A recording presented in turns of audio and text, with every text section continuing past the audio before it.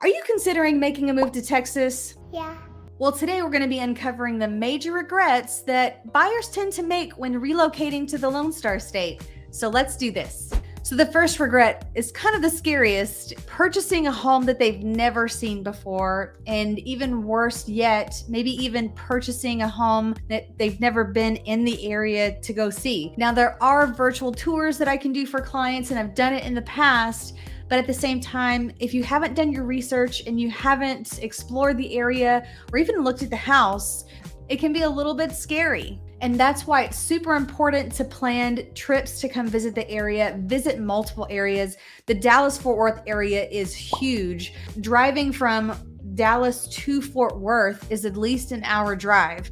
So if you're trying to figure out which area or which side of town you like the most or want to be in the most, it may take you a little bit of time to figure that out. And then that way you can really hone in and narrow your search into those key areas. So lots of times people will ask me, Rebecca, where do I live? Like, I don't know the area, you know the area, where should I live? And the answer to that question is not as simple as it might seem. A lot of times I'll need to ask several questions to really figure out which areas I would recommend that they even consider. Questions like, how close do you want to be from your new job here in the area? Or is that not important at all because you work remotely? Do you like to be close to shopping, or would you prefer to not see your neighbors at all? Do you want to be in a neighborhood where your kids are able to kind of go and meet new kids in the neighborhood? Or do you prefer land that's a little bit outside of town to where you don't have necessarily that community and you don't have those rules and restrictions and regulations, and you can park your RV wherever you want? Also, whether you have kids or not, how important are schools and the school system to you in your search? And the biggest driver of where someone might end up as a result of these questions is, what budget are you comfortable with?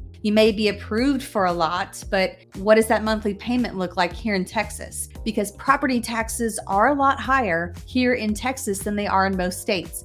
And if you don't know about property taxes in Texas, you definitely want to watch this video right over here, where I break down how property taxes are calculated here in Texas. And at the end of the day, you're really not going to truly know what it's like living here or living in a certain area until you actually do that. Which is why most people will want to rent for 6 months to a year in the area that they want to be in or think that they want to be in before making that purchase. But more on that a little bit later, because there are some pros and cons to it. So a couple years ago, I helped a client relocate here from another state. And about a year later, they decided, you know what?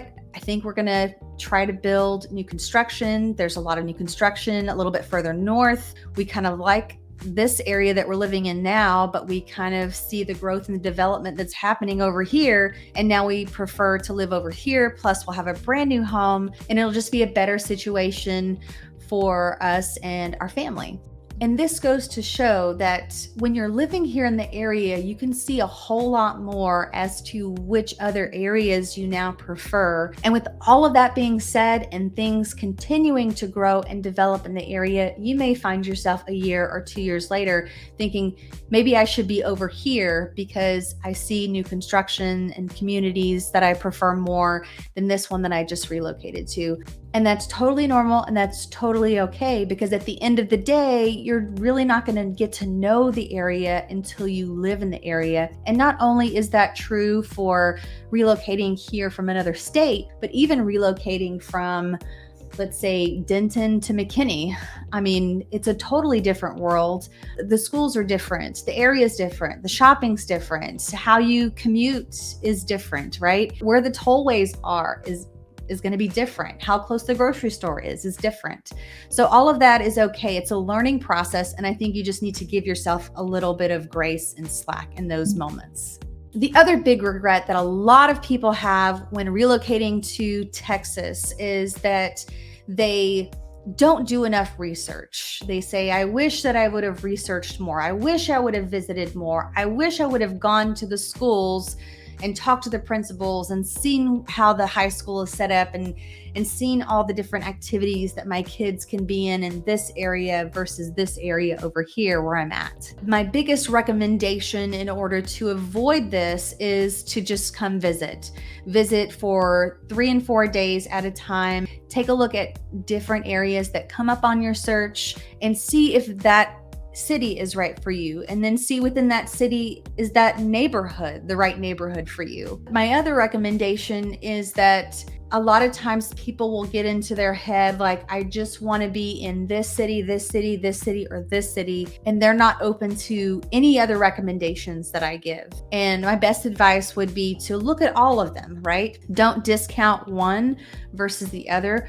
Go to these places during different times of the day. Or even better yet, do a mock drive from the neighborhood that you're most interested in all the way down to where your new workplace is going to be. The third regret that people have when they're relocating here to Texas is that they don't give themselves enough time. There's just a tight window that they have before they have to find a place and move into it. Now, there's lots of different options that we can do in that specific scenario, and it's not completely impossible, but it does add a lot of stress to the situation. A lot of people don't realize that here in Texas, and I would think in most states too, that the time that you get under contract and the time to close is about 30 days. So contract to close, 30 days. And if you only have 30 days to find a home, you've put yourself in a really rough spot. You've not given yourself enough time to visit the area, to research the area, to do all of your due diligence